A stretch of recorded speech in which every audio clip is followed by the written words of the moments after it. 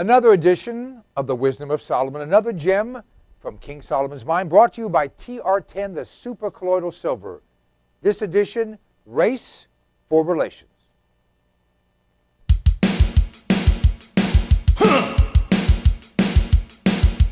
Want to talk? So let's talk. Yeah. Talk. You want to talk? You gotta talk. You need to talk. News talk. I talk, you talk to Solomon. I talk, you talk to Solomon. Yeah, let's talk to Solomon. Talk to Solomon. You gotta talk. You want to talk. Race for Relations. Now picture this, folks.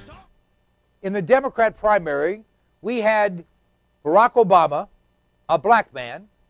We had Hillary Clinton, a woman, a white woman. And we had John Edwards, a white man.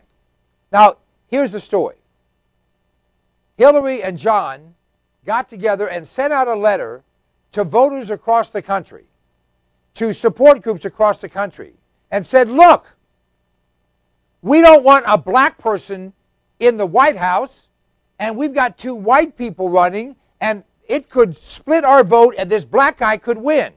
So everyone should vote for whichever, Hillary, because she has the best chance of winning, and nobody vote for John Edwards. Otherwise, this guy, Barack Obama, the black guy, might win. Oh, my God. We'd have a revolution. The thought, the insensitivity. Well, guess what? That didn't happen. But here's what is happening.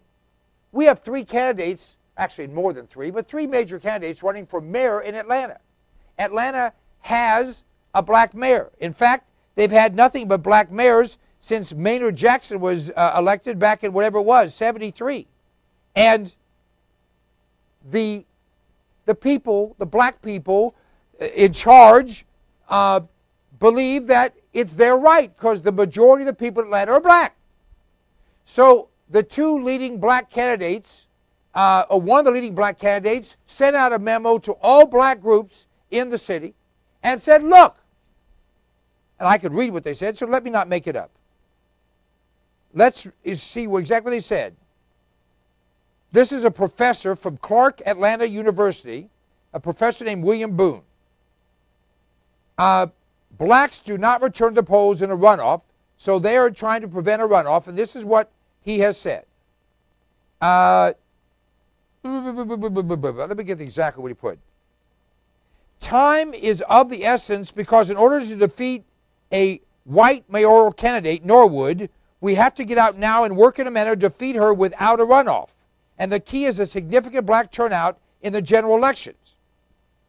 There is an unstated assumption that having a black mayor in Atlanta is equal to having a black social, economic, and political agenda, or at least someone in office who would be sensitive to that agenda, if not a full promoter of that agenda. A black agenda would better enable us to have our interests respected by and our influence realized in any administration. Translation. Don't vote for that white person. What's wrong with you? You can't be a good black person and vote for a white person. But you certainly can be a good white person. In fact, you're a better white person if you vote for a black person.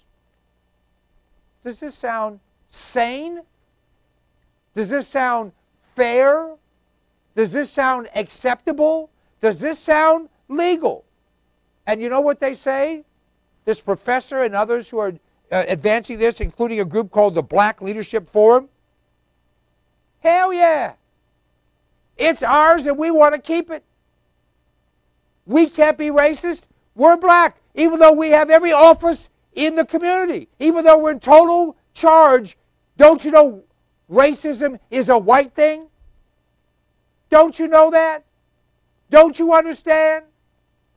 Now look, I know a lot of black folks, including my wife. She don't believe this. And quality black people don't believe this, just like quality white people don't believe this. But the reality is, we're so intimidated. We're so worried about being called names that literally, they can, in your face, use this racist crap and feel like they can get away with it. The president's doing it. His administration's doing it. And now the folks in Atlanta are doing it. And probably other places around the country, too. I'm embarrassed for them, I'm enraged at them, and I'm irritated to the point of anger. I don't want to be in this race for relations.